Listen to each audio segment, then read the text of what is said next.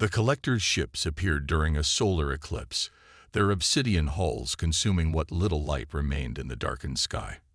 Humanity had long prepared for first contact, but no one expected it to arrive as a fleet of vessels that seemed to devour starlight itself. They hung in geosynchronous orbit like abstract sculptures, their surfaces rippling with patterns that hurt the human eye to observe. Dr. Sarah Chen stood at her observatory window, watching the ships through specialized filters. As Earth's leading thanatologist, an expert in death studies, she should have been terrified. Instead, she felt an almost inappropriate sense of curiosity.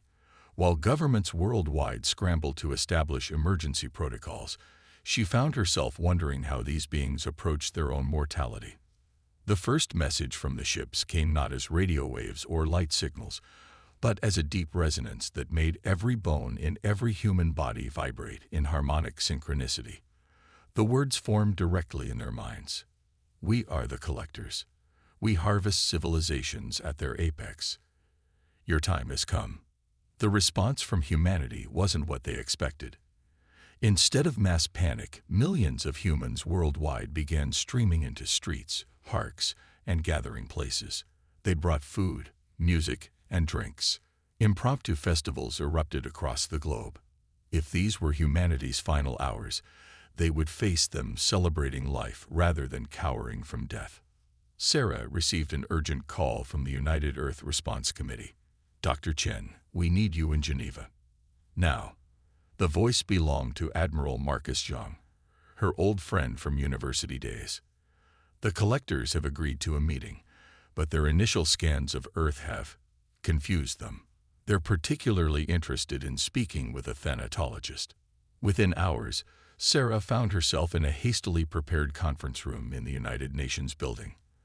The collector's representative materialized without warning, a shifting column of iridescent smoke that occasionally formed into something almost humanoid. Its voice, when it spoke, carried the weight of eons. You celebrate, it said, the smoke forming what might have been a face. We don't understand. All other species we've harvested responded with fear, with desperate attempts at survival. Yet you dance. Sarah smiled, setting her tablet on the conference table. Would you like to understand why? The smoke being rippled in what she interpreted as assent. Humanity has always had a unique relationship with death, she explained. We're possibly the only species in the galaxy that creates art about it, jokes about it, finds beauty in it. We don't run from our mortality. We embrace it as part of what makes life meaningful. The smoke being condensed, becoming more solid. Our scans show thousands of locations on your planet dedicated to your dead. Monuments, museums, gardens. You preserve them. We remember them. Sarah corrected. Every culture on Earth has its own way of honoring those who've passed. Some build pyramids, others create digital memorials. We've turned death into stories, into lessons, into art. The beam moved closer, its form shifting rapidly through various shapes. This is inefficient, illogical. Death should be eliminated, controlled, harvested for. It stopped abruptly as the temperature in the room dropped several degrees. Shadows deepened in impossible ways. Sarah felt a familiar presence, one she'd encountered years ago during her near-death experience in graduate school. The collector's smoke form recoiled. What is this? What have you done? They haven't done anything, came a voice that wasn't really a voice at all, but rather the absence of all other sound. Humanity doesn't need to do anything. They are already under contract. Death materialized, not in the traditional skeleton form of human mythology, but as a gentle distortion in reality, like a heat wave on a summer road. The collector's smoke form became agitated, swirling in confused patterns. Impossible, it whispered. Death is a process, not an entity. We've spent millennia proving this. And yet, Death replied, sounding almost amused, here I am. Humanity has been in my employment since they first gained consciousness, since they first understood their own mortality and chose to face it with curiosity rather than fear. Sarah watched the exchange with professional interest, taking notes on her tablet. The collector's reaction was fascinating, like a child discovering that their parents' warnings about monsters were real. Employment. The collector's form stabilized somewhat. What possible use could death have for living beings? Death's presence shifted closer to Sarah. Dr. Chen, would you care to explain your job title? I'm a thanatologist, she said. I study death, not just as a biological process, but as a cultural phenomenon, a philosophical concept, a transformative experience. Humanity doesn't just accept death. We study it, understand it, find meaning in it. We're death's researchers, archivists, and interpreters. The collector's form flickered rapidly. But our scans, your species fears death. We detected the anxiety, the terror. Of course we fear death, Sarah interrupted. But we also respect it, study it, and ultimately accept it. That's what makes us unique. We can hold both fear and fascination, terror and acceptance, grief and celebration. We contain multitudes. Death's presence seemed to expand slightly. The collectors harvest civilizations at their peak to preserve them from decay. But in doing so, you deny them their most important function, to complete their story. Humanity understands this. They know that every ending gives meaning to the journey. The collector's smoke form began to disperse. We must consult with the others. This changes everything we thought we knew about sentient species and their relationship with mortality. As the being faded away, Sarah turned to Death. They'll be back, won't they? Oh yes, Death replied. But not as harvesters, as students. The collectors have finally found what they spent millennia searching for, a species that can teach them how to die. Admiral Zhang, who had been silent throughout the exchange, finally spoke. So, humanity works for death. As what exactly? Sarah smiled. Think of us as cosmic thanatologists. We're the species that turned the greatest universal fear into a field of study. Other species run from death, fight it, or try to harvest it. We're the only ones who chose to understand it. The shadows in the room lightened as Death's presence began to fade. Prepare your research, Dr. Chen. I believe you're about to have some very interested alien students. As Sarah gathered her materials, she couldn't help but smile. Humanity had just survived an extinction-level event, not through superior technology or military might, but through their unique ability to face death with curiosity rather than fear. Sometimes, she thought, the best defense isn't a weapon or a shield. It's understanding. High above Earth, the collector's fleet had shifted formation. Their obsidian ships now arranged themselves in a perfect Fibonacci spiral, an unconscious echo of the galaxy's shape. Inside the lead vessel, Dr. Sarah Chen stood before what she could only describe as a council chamber, though it defied conventional geometry. The collectors had returned, as Death predicted, but not as conquerors. They came seeking answers about humanity's unique status. The chamber walls rippled with the forms of hundreds of collectors, their smoke-like bodies interweaving in complex patterns that Sarah suspected represented their emotional states. Show us, the primary collector demanded, its form crystallizing briefly. Show us this, packed with death. Sarah activated the quantum hologram projector she'd brought. What I'm about to share comes from humanity's oldest memories, preserved through both scientific analysis and cultural memory. The air between them filled with images of ancient cave paintings, prehistoric burial sites, and early human ceremonies. It began roughly 300,000 years ago, she explained, when human consciousness first evolved enough to understand the concept of mortality. The hologram shifted to show a recreation of an ancient African plain. Early humans gathered around a fallen member of their tribe, displaying behavior unseen in other species. They weren't just leaving the body or consuming it. They were mourning, creating the first funeral ritual in Earth's history. This was the moment, Sarah continued. The first time any species on Earth looked at death not just as an end, but as a transition worthy of marking. That's when death first noticed us. One of the collectors moved forward, its smoke form condensing with interest. You claim death chose humanity because you honored it. Not exactly, came that familiar voice that wasn't a voice, and death materialized in the chamber. The collectors' forms rippled with collective alarm, but they held their positions. I chose humanity because they were the first species to try to understand me. The hologram changed again, showing early humans creating art, telling stories, building monuments to their dead, while other species simply accepted death as a fact of existence. Sarah explained, humans began asking questions. Why do we die? What happens after? How should we face it? We turned death from a mere biological process into a field of study. The death protocol, Death added, its presence spreading through the chamber like a cool breeze. That's what humans later called it. Not a way to cheat death, but a way to understand it, document it, give it meaning. The primary collector's form became almost solid with concentration. Our scans detected multiple human attempts to achieve immortality. How does this align with your employment by death? Sarah smiled. Those attempts are part of our research.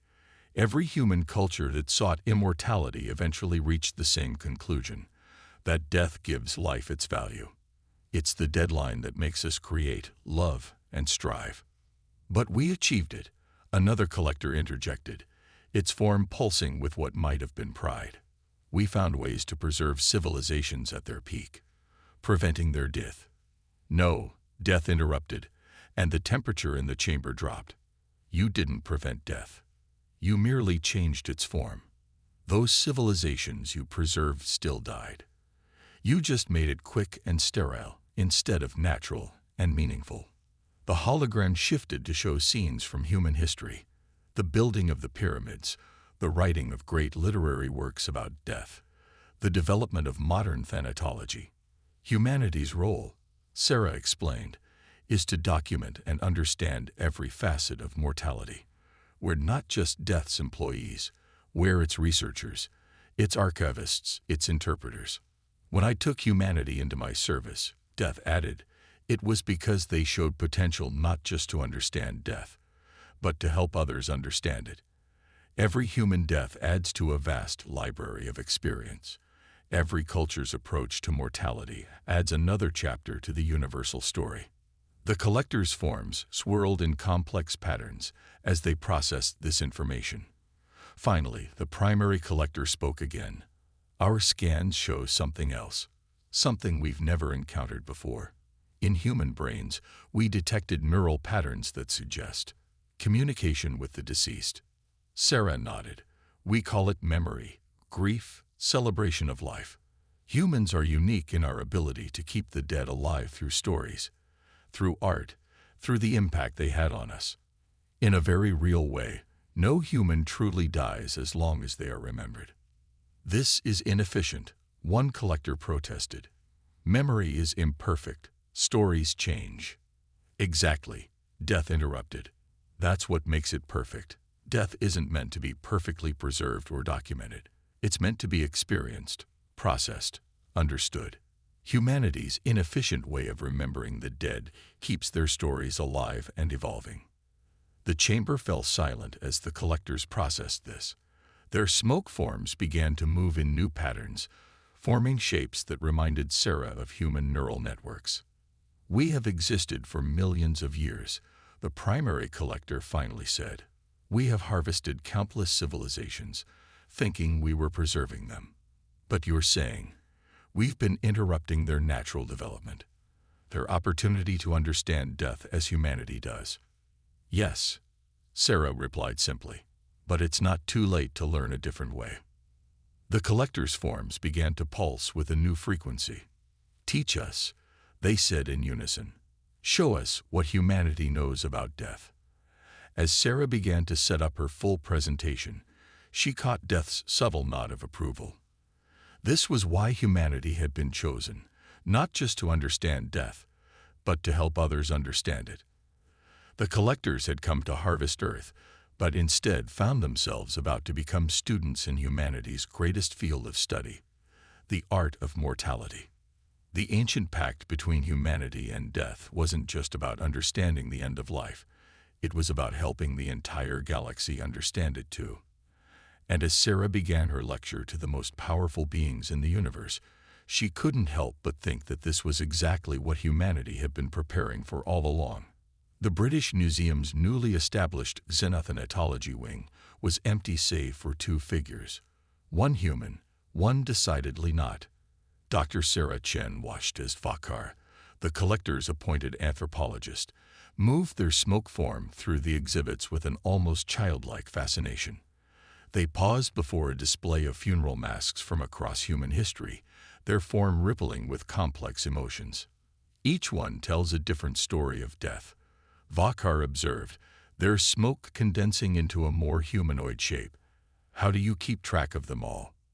Sarah approached the display, her footsteps echoing in the vast hall. We don't just track them, we live them. Every human carries these stories in their consciousness. We're not just observers of death, we're its living library.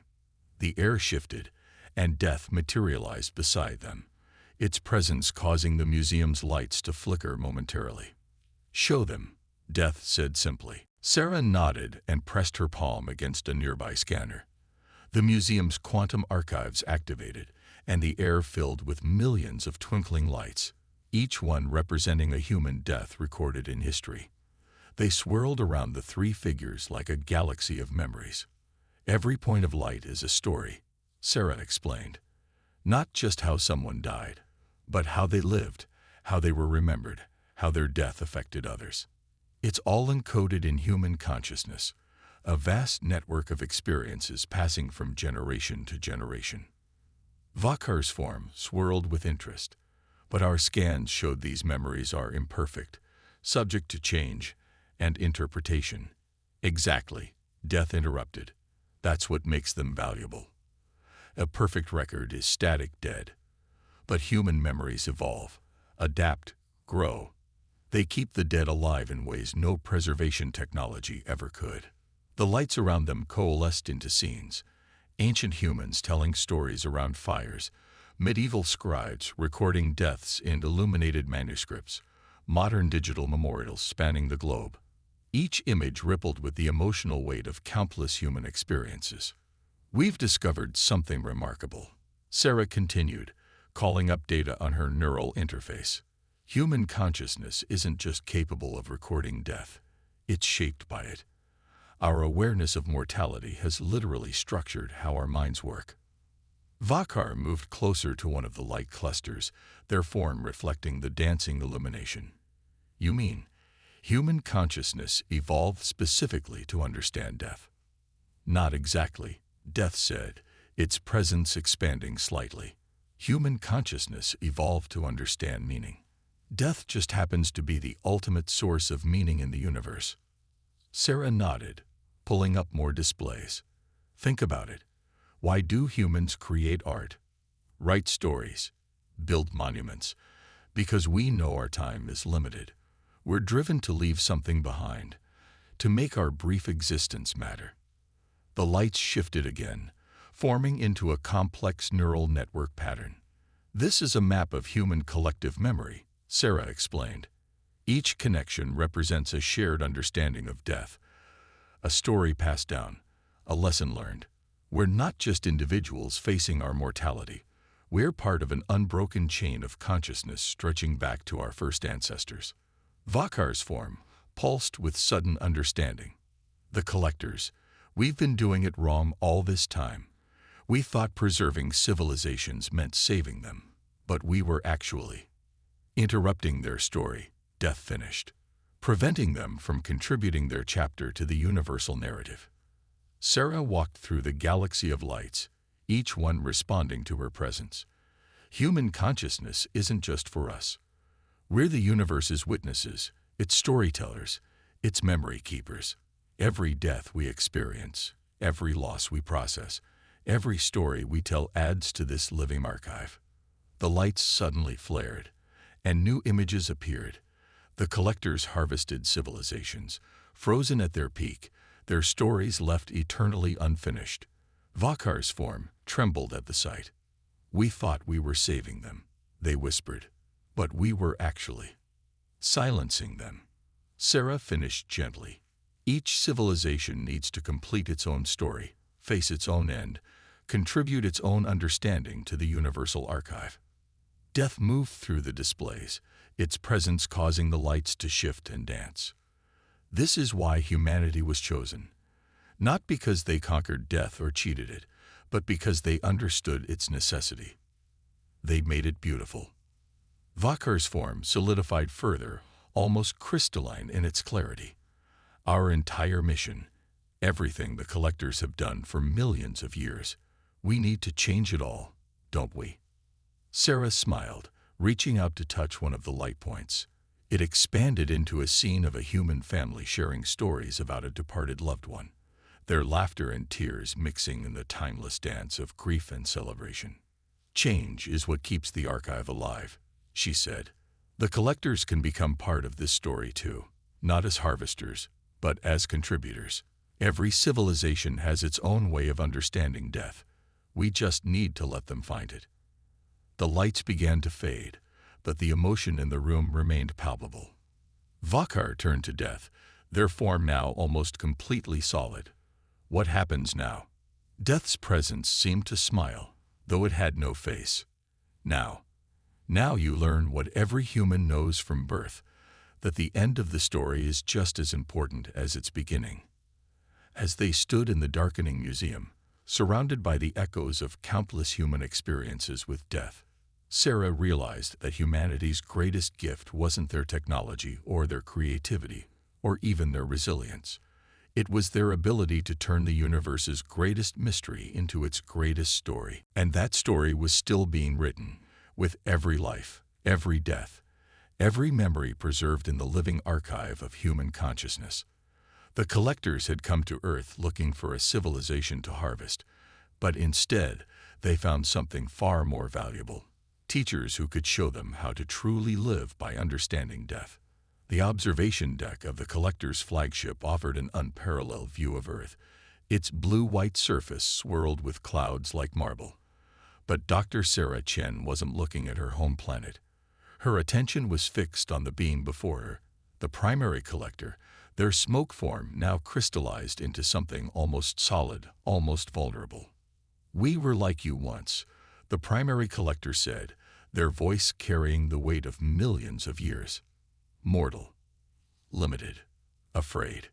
Sarah waited silently, sensing the importance of this moment. Behind her, Vakar's form rippled with anticipation. Death's presence lingered at the edges of the room, watching, waiting. Our civilization achieved technological immortality 3 million years ago. The primary collector continued. We thought we had won, defeated death, but we didn't understand the cost. The deck's quantum displays activated, showing images of a world Sarah had never seen, a planet of crystalline spires and impossible architecture, populated by beings of pure energy and thought. The collector's homeworld, before their transformation. The first century of immortality was euphoric, they said. The second was comfortable. The third was empty. We discovered that without death, nothing had meaning anymore. Art became stagnant. Innovation ceased. Love became impossible because nothing was precious anymore. Sarah nodded, understanding dawning.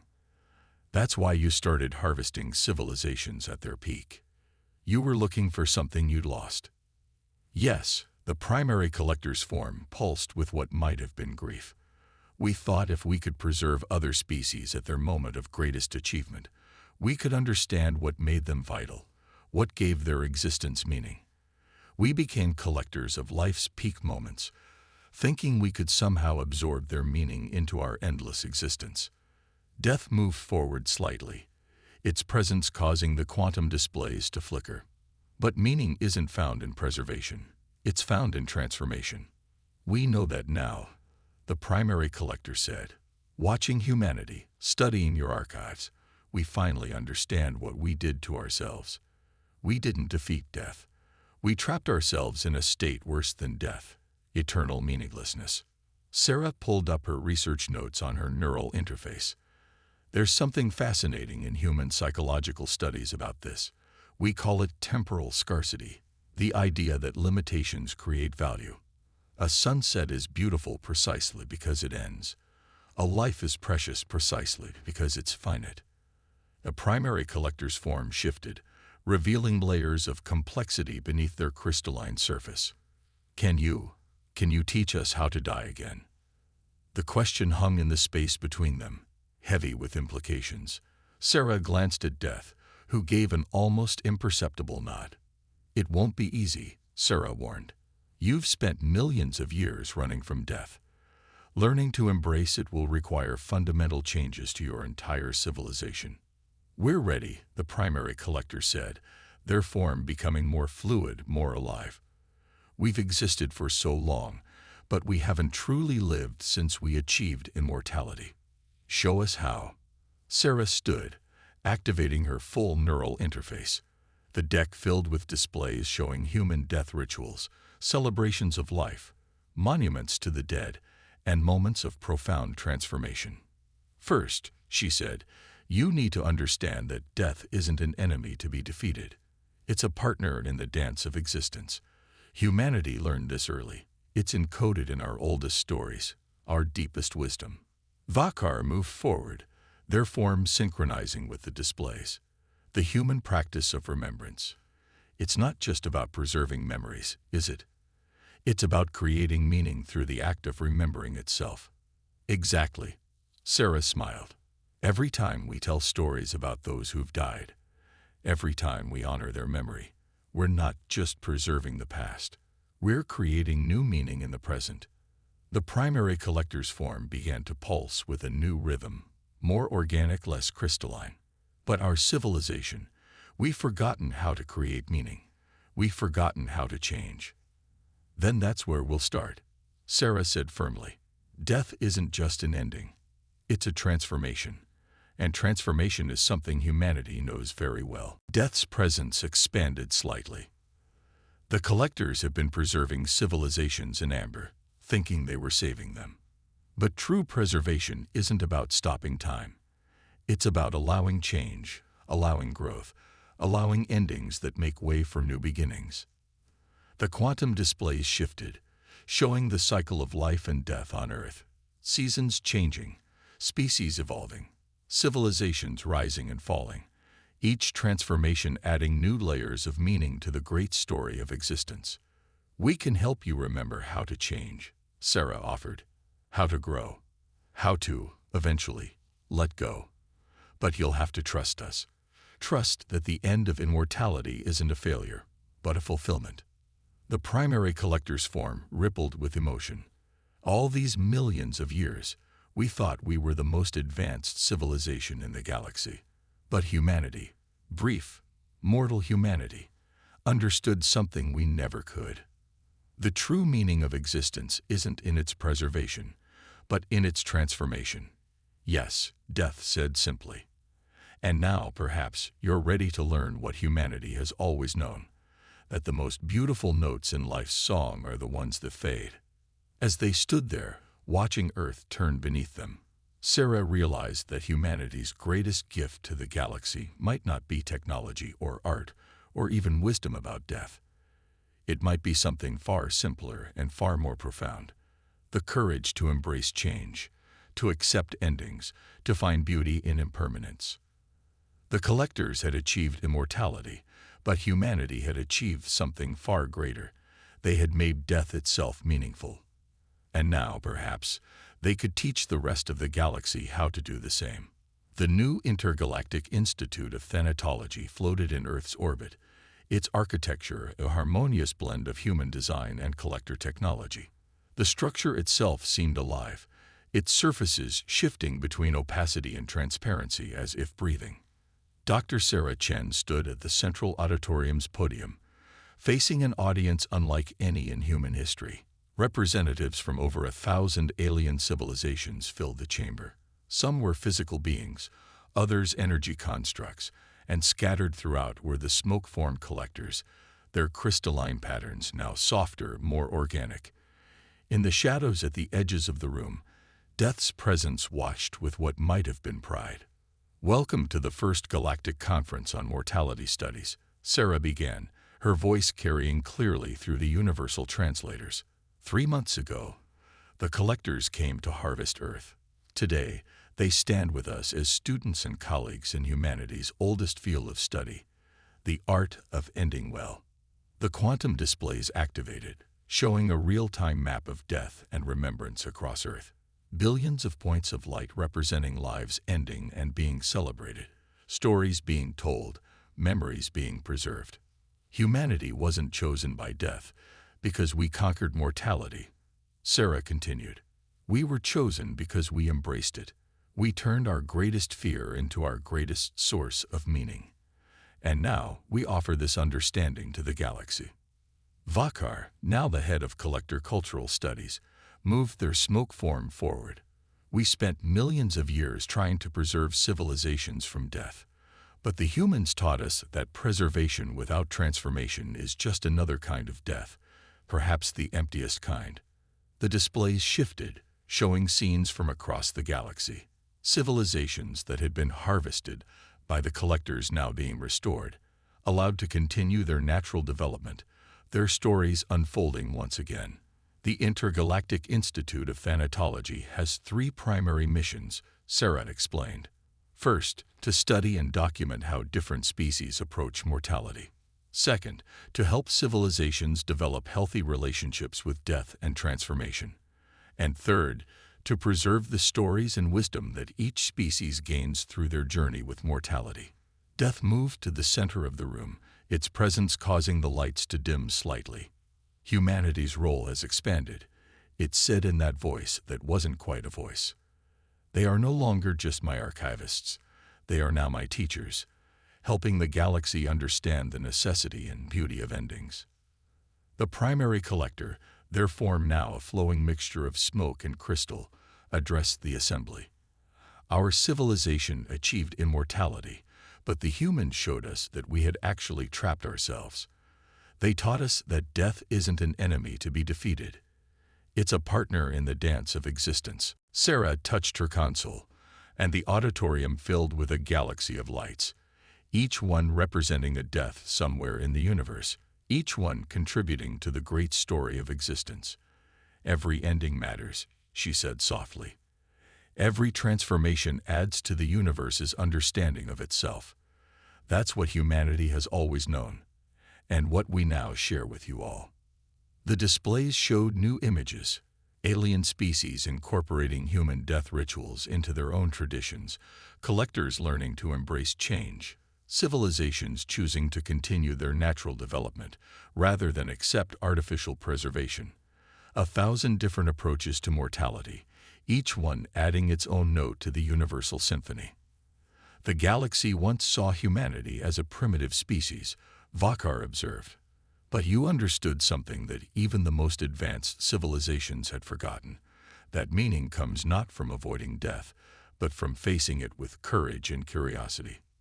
Death's presence expanded, touching each being in the room. This is why humanity was chosen. Not for their technology, not for their military might, but for their ability to find beauty in endings, to create meaning from mortality, to teach others how to face the inevitable with grace. Sarah looked out over the assembled representatives, seeing in their varied forms the future of galactic civilization, not one running from death, but one embracing it as part of the great cycle of existence. We stand at a new beginning, she concluded. Humanity's role has evolved from death's archivists to the galaxy's teachers. We offer not immortality, but something far more valuable, the wisdom to make our finite existence meaningful. As the assembly erupted in their various forms of approval, Death moved to Sarah's side. You've exceeded expectations, it said. Humanity has become more than just my employees. You've become agents of transformation for the entire galaxy. Sarah watched as the representatives mingled, sharing their stories and traditions, learning from each other's approaches to mortality. The collectors, once harvesters of civilizations, now served as bridges between species, their ancient knowledge finally finding a new purpose. We never needed to defeat death, she said quietly. We just needed to understand it, to make peace with it, to find beauty in the impermanence of existence. And now the galaxy is learning to do the same. Above them, Earth continued its eternal dance around the sun, its people going about their lives, loving, creating, remembering, and yes, dying, each death adding another note to the universe's greatest story. Humanity had found its true place in the cosmos, not by conquering death, but by teaching others how to embrace it. And in the vast tapestry of existence, that might be the most profound victory of all.